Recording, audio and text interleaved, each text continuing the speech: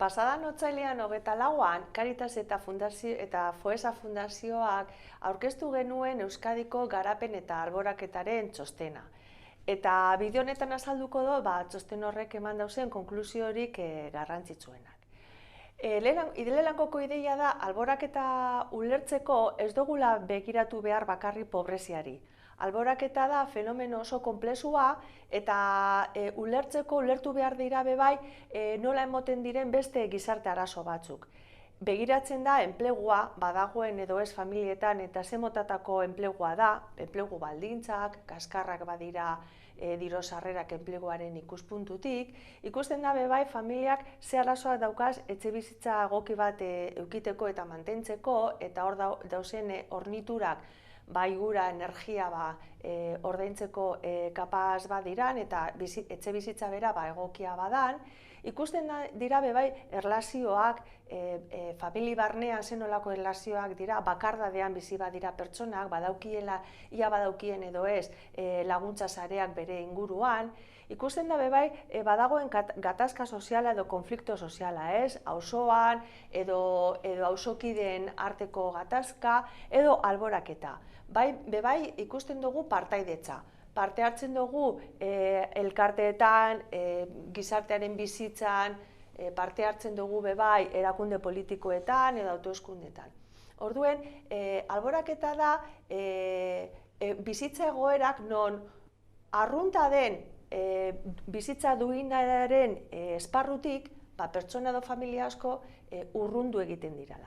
Gure inguruan, normala edo egokia dan bizitza eredutik, urruntzen ari diren errealitateak arazo anitz honen nahasketaren arabera. Hori begiratzen dau Foessa txostenak.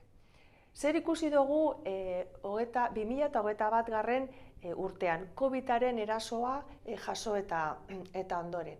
Lehenengo eta behin, konturatzen gara, eta hori aurretik jakin genduen bebai, gure gizarte ereduak erabatera sortzen dauela integrazioa eta garapena, ondo bizitzeko aukerak, baina mugimendu horretan bebai sortzen dau alboraketa eta arazo sozialak. Arazo sozialak gure gizartearen ezaugarri bat dira, daukagun hazkunde ereduagaitik. Beraz, ikusi duguna 2021 urtean hori da, ez? Nola, gizartearen gehiengo bat, 80% gutxi gora bera, euren egoera ez dala aldatu. Euren egoera gutxi gora bera bardin dala. Baina, txarren bizitzen ziren familiak orain txarrago bizitzen direla. Alboraketa gehitu egin dela, lehen kaskar bizitzen ziren populazioan, eta ganera arazoak gorritu egin direla, larritu egin direla. Hor daukagu, txostenak ematen dauela da, gaur egun Euskadin 306.000 pertsona bizi direla alboraketa egoeran. Hau da, azaldu zen arazo sozialak nahastatuta euren gainean daukienak. Eta horretatik, arazo gehien daukien familiak ia 400.000 pertsona dira Euskadin. Beraz, gure inguruan nahiko zabalduta dago alboraketa txosten honek argitzen dagoen datuen arabera. Arazoak banan-banaka aztertuz, 3 apuntetzu azalduko dutzutie arlo edo dimentsio bakoitzeko. Enpleguan, jakin deizuen, enplegu kaskarra daukienak eta enpleguan sartun eta urten beti dauden pertsonak Euskadin dirala ia 117.000 etxe bizitza, ez? Familia horretan, pertsonak dagoz, momentu guztietan sartzen eta irtetzen enplegu mundutik. Beraz hor, euren egonkortasuna edo euren bizitza erosoa eukiteko aukerak kaskarrak dira. Jakin dizuen bebai, dagozala 58 famili non familia horretako norbait langabezian dago denpora luzean, denpora luzeko langabezia dauka. Edo bebai, 80.000 familietan barruan dauden, familia horretan dauden pertsona guztiek langabezian daudela. Orduen, horre bai konturatzen gara lana eta lan arazoa COVID-ek eragina handia eduki dauela egoera horretan. Gaur egun esaten dena da, alboraketa gainditzeko ez dela bakarrik lana eduki behar, ze lana familia askok badauka, baina lana kaskarra da, eta ez da nahikoa alboraketa egoeratatik edo bizitza duin bat lortzeko nahikoa. Beste arazo garrantzitsu bat da etxe bizitza. Danok dakigu gaur egun gure gizartean etxe bizitza bat lortzea eta batez be mantentzea eta modu egokian mantentzea gero eta zailagoa dela, ez? Batez be, merkatuko ondasun bat bihurtu dalakon edo izan dalakon beti etxe bizitza eta ez eskubide bat eta horrek egiten dau desberdintasuna sortu familietan etxe bizitza duin bat sortzeko. Etxe bizitzaren arazoen ikuspuntutik garrantzitsua da datu bat, ez? Euskadin 113.000 familiak etxe bizitzaren gastuak ordaindu ondoren euren diru-sarreraren arabera ez dagoz pobrezia egoeran, ez? Diru-sarrerak ez dira pobreziako diru-sarrerak, baina etxe bizitzaren gastuak osotu ondoren gelditzen jaken diru-sarrerak pobreziaren neurritik mugitzen dira. Da, lehenago ez dira pobreak, baina etxe bizitza gastuak ordaindu eta gero pobrezia egoeran gelditzen dira. Eta beraz ez daukie diru-sarrera nahikorik eguneroko oinarrizko beharrizaneri beste beharrizan batzuei aurre egiteko. Hori da etxe bizitzan ikuspuntutik garrantzitsuena. Alboraketa ulertzeko beste dimentsio bat erlazioaren dimentsioa da. Garrantzitsua da gure inguruan laguntza eukitea, familia eukitea, sare erlazionalak eukitea gure bizitza erosoa eta duina izateko.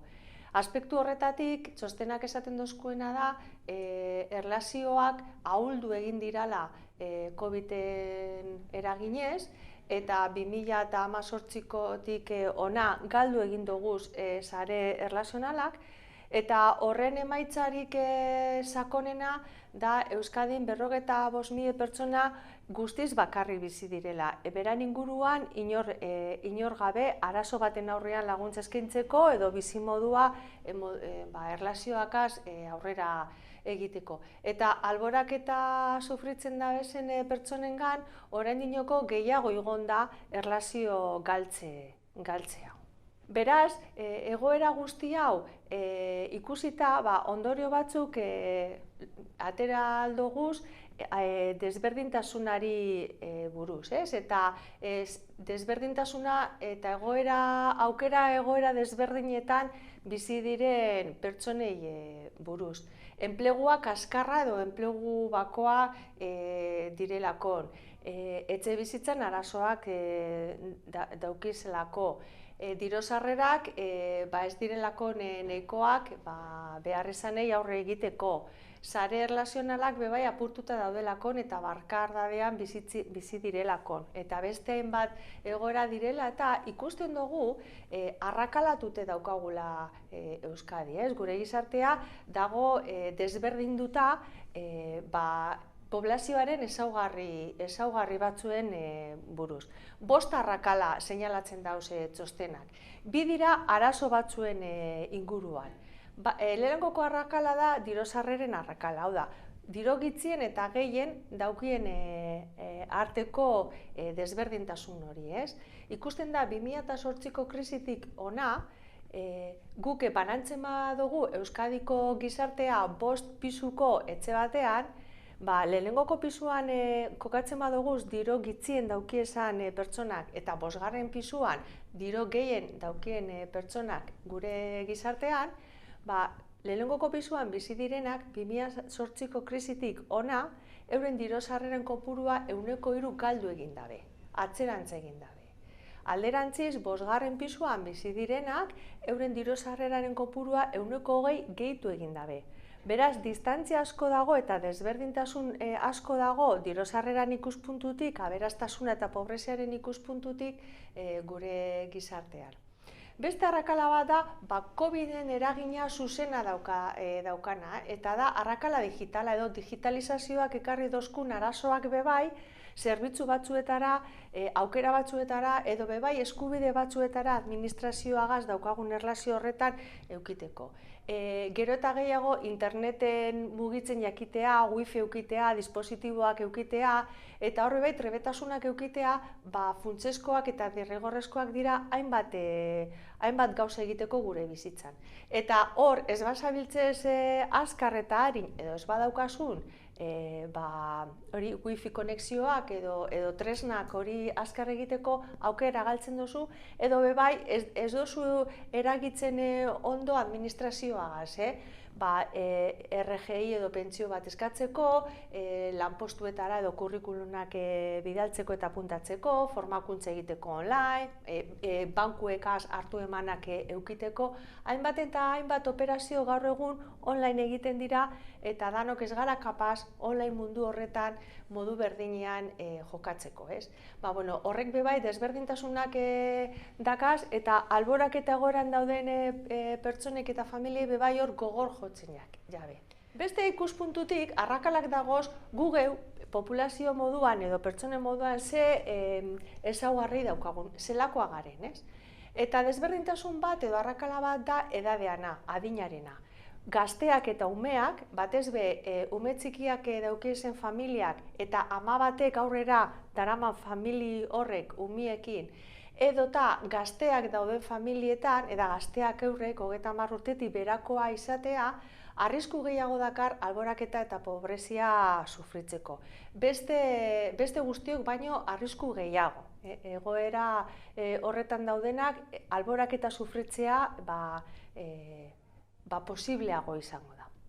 Beste ikuspuntutik da generoa eta bebai zainketa lanetan aritzea, ez? Emakumeak arrisku gehiago dago alboraketa sufritzeko, batez be zainketa eta lan mundua ondo ez daroa zelakon, ez? Zelakoa da, zaindu egin behar bakarrik egotea egonda edo parea jagaz, baina lan munduan lanpostu bat bilatu behar izana, lan hori kaskarra danean edo aldi batekoa denean, hor egoerak kaskartu egiten dira eta alboraketa sufritzeko arriskua gehitu egiten da. Eta hori zainketaren krisia deitzen dakona eta generoari lotuta dagoen zainketa horrekaz, hori lotuta dagoz, ez?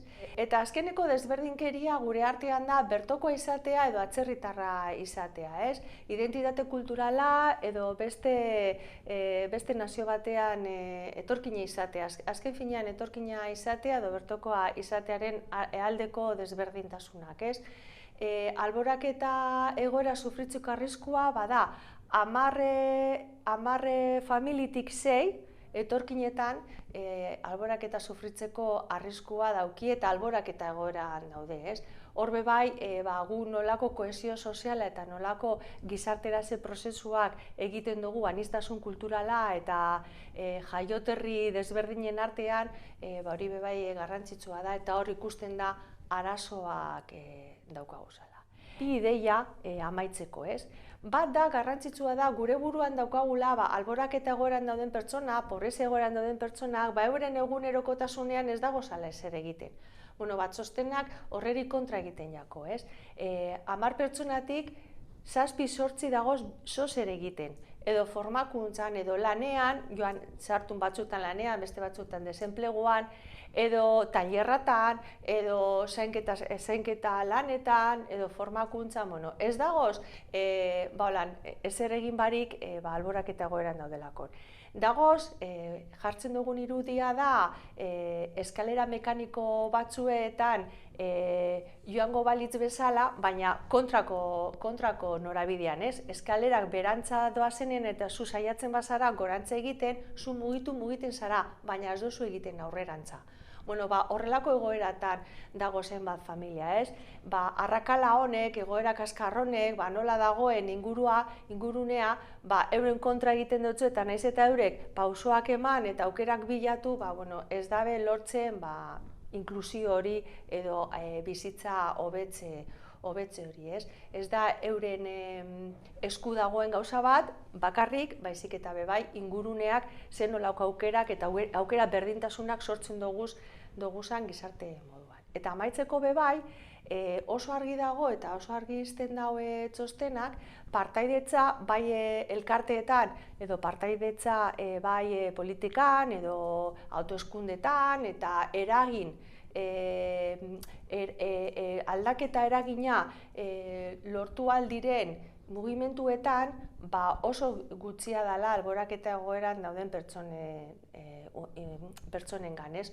Orduen horrek eragiten dauena da, euren egoera aldatzeko behar diren erabaki lekuetan ez egotea.